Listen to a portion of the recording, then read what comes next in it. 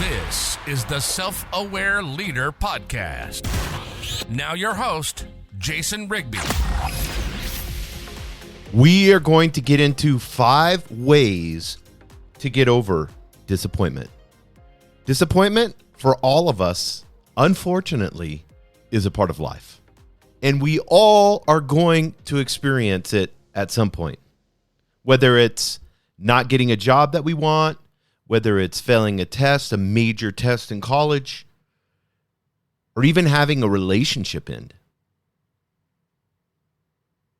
This toughness that we acquire by having to deal with disappointment is what I want to focus on today.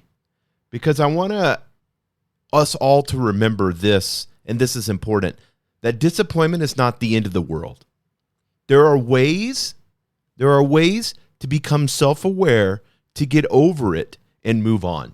And I've been there. I've had a relationship and next thing you know, I'm hopping on YouTube and hopping all around and how can I deal with these emotions inside of myself? How can I not have to, feel this sadness and this loneliness? And then what is the other person doing? And what are they not doing? And do they still kind of like me? Is there hope? Is there not? I don't like them, but yet I still kind of do. I want to see them, but yet I don't. I know it's not right, but all of these things happen. And when we look at disappointment in and of itself, there's a one common denominator, and I want to talk about emotion. And being a self-aware leader, and like I said before, leadership is for everyone. Whether you work and you're doing what you feel is a low job, there are people that are around you that you influence. Leadership is influence. And as you influence those people around you, your family members, your aunts, your uncles, your cousins, you're a leader. Everyone is a leader. Whoever we influence, the more self-aware we become, the more that we can give ourselves in service to others. And so I want to get into 5 tips for getting over disappointment. Number 1, allow yourself to feel your emotions. To me, this is the most important one because we always want to try to disconnect or bottle up or pretend that they're not there. We're going to go out and we're going to get drunk and we're going to go to the clubs and, we're going to do this. This is disappointment. I'm just going to drink through it. I've heard a lot of people say that. Well, I'm just kind of feeling depressed, so I just know for like a couple of weeks, if I just drink and go out, then I'll be fine after that. Or bottling them up. They go to the super stoic. Oh, I'm fine. It's like, hey, how's it going? I know the relationship ended and everything. I just want to check in. Do you want to go have a few drinks, have dinner or something like? No. Jason, I am totally fine. This is the best thing that ever happened to me. It's like these I just can't handle this, but I'm going to keep it bottled inside, and then I am going to turn around and make sure that everybody knows I'm a badass and I got this and I can handle this. But I'm at home with the shower on in the corner crying my eyes out. You can't bottle it up. And I've seen this over and over again. People that pretend. We live in a society of pretending. And if you're sad, angry, or frustrated, you have to allow yourself to feel whatever you're feeling. You cannot judge that. I hear so many people talk about, and I had a friend of mine with breaking up, and I've done the same thing, where we begin to judge ourselves, where we begin to say, well, especially if they chose to break up with us, then it's like, well, I'm just a piece of shit. I can't even hold a relationship together. This is the person, the love of my life, and here they found somebody else, and they wouldn't have found somebody else if I was 100% perfect. So we just begin to judge ourselves, and we begin to say these mean things to ourselves because we got validation based off of someone else liking or not liking. But then here's the crazy part. Someone can love you and not be a part of your life. Now get that. Now, I don't want to get too spiritual or woo-woo here for you guys. I have another podcast for that called Higher Density Living. And I get into, the Christ-like in you, looking at the Christ-like in someone else, and what's that look like if we're all one, in the universe. I'm not going to get into that. I'm going to be very, very practical for self-awareness tips here. When you do not allow yourself to feel what you're feeling, and then you begin to judge yourself, it's like a double whammy. Because what are friends for? And this leads to number 2. Talk to someone you trust. This is where hopefully you have put a lot of deposits into your friendship. So now it's time to take a withdrawal. And you can joke and say that to your friend. Say, hey, I know and don't tell them you've put deposits in their relationship, but just say, hey, I need to take a withdrawal in the friendship. This isn't going to be fun, but I need to have a conversation with you. Can you come over or can we go out? And I just want to, if I could just vent and talk to you about all this, that would be awesome. If you could just be a listening ear. Give people the expectations of what you want. But you need to talk to someone you trust. It will help you process your disappointment and feel better. When you can open up to someone and have a conversation about the emotions and everything that's going inside of you, you're going to get a sense of what it means to move on. And they're going to kind of be a cheerleader for you, which you need, and help you through those steps and that processes of how you need to move on. Because when you talk through it with somebody else and you're verbalizing those verbs and they're coming out and then they in turn are listening to that and they're seeing, and I use the word verbs on purpose because what you're going to talk about is the past and then the action that you need to do in the future. Because when you begin to talk, whether it's with a therapist, a friend, or family member, you see what happened truthfully, and then you can make sense of it, and then you can move on. Number 3, take some time for yourself. This is really important. I've done this before where I've took a trip, where I've had something super disappointing. This is what I like to do. Take a trip by myself and force myself not to hang out in the hotel room in a new area, but to go out. Hostels are great with this. Book a trip to Europe, backpack, really cheap. It's super cheap. Plane tickets are cheap. It's this. You can just type cheapest plane tickets to Europe from your city. Pick that city. Okay, if it's inexpensive, okay, it's a $500 plane ticket. Perfect. I'm going to spend the $500. I'm going to go there. The hostels, I'm going to look online. The hostels are good because they force you to be around other people. And then you're going to go. You're going to go to the bars. You're going to walk around. You're going to talk to people. You're going to force yourself to do this. This is medicine. Because guess what's going to happen? You're going to meet some cool people that like you. And chances are, which I've had happen too, other people are getting over situations or disappointments in their life. That's why they're on vacation. And then you have a buddy, and then you can go and you can have so much fun and you're alive again and you feel what it's like to be free and single, or you feel what it's like to, I had a shitty semester in college, but guess what? I'm out here, I'm doing this. That wasn't me, and then you can do self-aware exercises after you're done processing it, but take some time for yourself. Do something that you enjoy that makes you happy. This could be watching movies, going for walks, reading, spending time with others, going on a trip. What hobby do you have? Like for me, I like to fish. I'm going to go rent an Airbnb on the lake. And it's not that expensive. You guys are like, on the lake? Yeah, you can find Airbnbs on lake if you're not picky where you go, pretty inexpensively. A lot of them have canoes and kayaks. And I've gotten one for $110, $115 a night. And you stay on the lake. And then I just get out there and I process and I'm fishing and I'm processing and I'm thinking. Do the hobby. Do the thing that helps you relax and recharge. And then in that, you'll be thinking. You can't help but not think, especially when you're alone. But if you're doing something that you love, that relaxes and recharges you, it's going to help you process the information. And you're going to get so many realizations about what you need to do because you're being, and I'm going to use this word, and I hate that people use this word, being selfish. Being selfish is a good thing.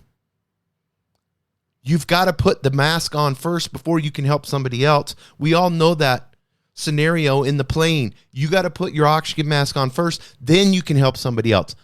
Physically, mentally, spiritually, and emotionally, you have to be the person that's at a 10 in those areas in your life. Then you can help others. Focusing on yourself is not selfish. And if that's what you want to call it, then fine. Be selfish. Number 4, learn from your experience. Every experience, even the negative ones, can be learning opportunities. We always are learning. We're learning leaders. So what am I going to do? I'm going to be self-aware enough to reflect on what happened. What could I have done differently? Because I'm going to have, let's use relationships. That's the most common disappointment. I'm going to have another relationship. So I need to learn so that I can be better in the next one. And this will help you avoid making the same mistakes and doing, Einstein said, insanity is doing the same thing over and over again, expecting different results. I call it the shit circle. They're just doing the same shit over and over and over again, and it's just a big circle. You wonder why you attract the same guys every time? And they're all douchebags, and they all cheat on you? You're all catching shit on their phone?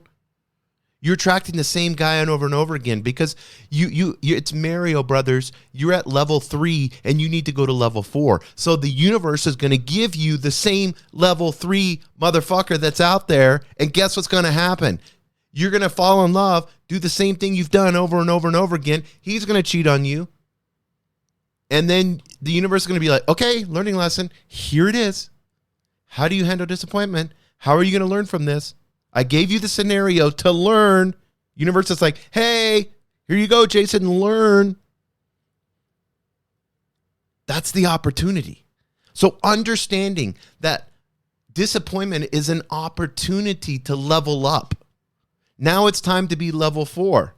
So what kind of, like, ladies, what type of guy, level 4, what does a level 4 guy look like? Who do I have to be as a person to get a level 4 guy? To level up, because I want my next relationship to be leveled up. I'm done with the past. You guys stop retreading. Ugh, it's disgusting. You're just going backwards and spinning in that shit wheel. Number 5, move on. Once you've had some time to process your disappointment and learn from it, it's time to move on. It is time. It is time. It's time to move on. When you dwell on the past, you take every power bonus point to level up, you take that all away.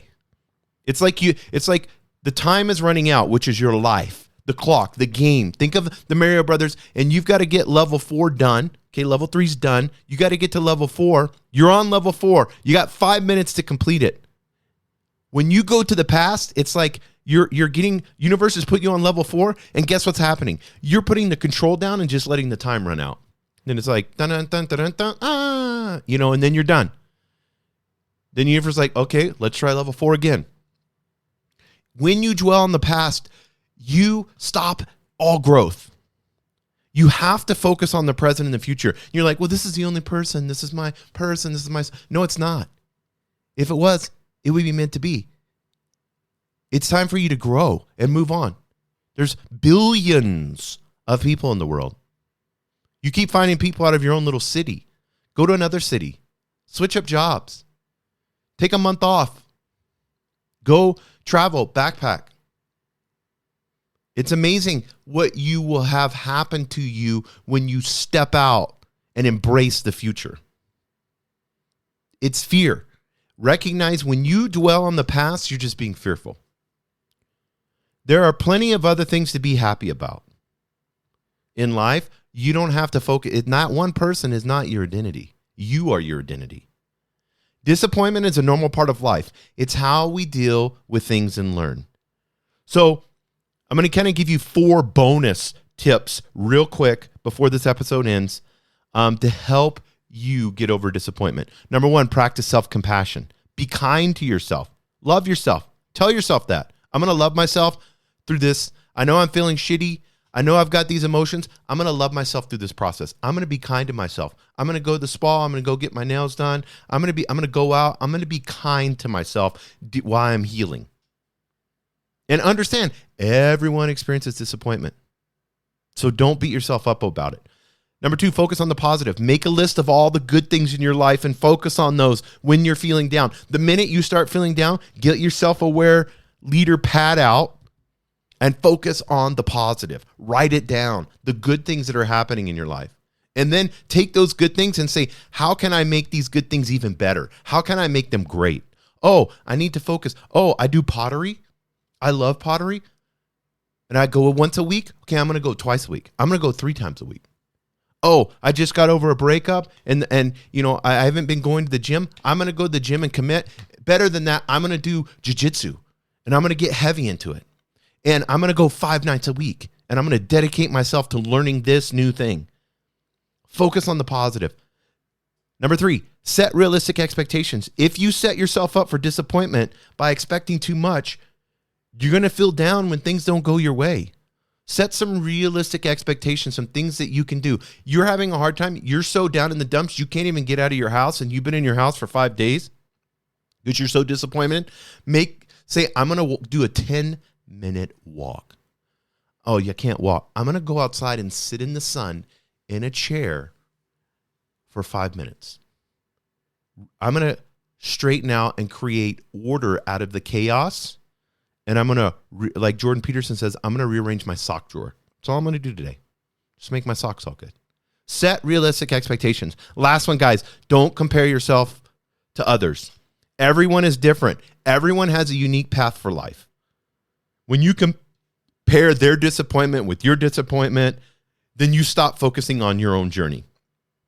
And when you're in this leveling up time, it takes 100% focus, and it is not selfish, like I said before, to focus on your own journey. Disappointment's a temporary feeling, guys. Just remember that. It's a temporary emotional feeling. It's not real. It's just the way you're processing reality. It will pass, and you'll get through it. Take things one day at a time. But number 1, guys, I'm going to say this. Be kind to yourself and allow yourself to feel those emotions. Thank you for tuning in to the Self-Aware Leader Podcast with host Jason Rigby. We hope this episode has inspired you to unleash your full potential and embrace your inner leadership. By expanding your consciousness, you can transform your mind, body, and soul and become the remarkable leader you were always meant to be. If you found this episode valuable, please share it with your loved ones and help us expand our community. Thank you for listening, and we look forward to having you join us again on the Self-Aware Leader Podcast.